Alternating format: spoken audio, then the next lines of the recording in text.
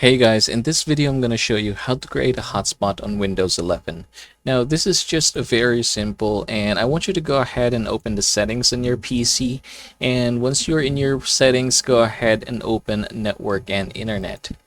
Once you've done that one, you're going to head over to mobile hotspot, and then from here you're going to configure things. Now we're not going to turn this off first. We're going to head over here, share my internet connection from, so you can click this one. As of the moment, I'm just connected via Wi-Fi, but if you are connected via Ethernet, then you should be able to find it here as well. Now share over, you can share this via Wi-Fi or Bluetooth, so yeah, depends on how you want to share it. I would suggest Wi-Fi though, because that's just more convenient nowadays. Now for the properties, you can select edit here, and then you can go ahead and change your name. So say for example, I'm going to go ahead and say this one, and then the password is going to be like that, and then save. So once you're done, you can just go ahead and screenshot this one and share this to the other person. But of course, you have to turn on your mobile hotspot here in order for this to be activated.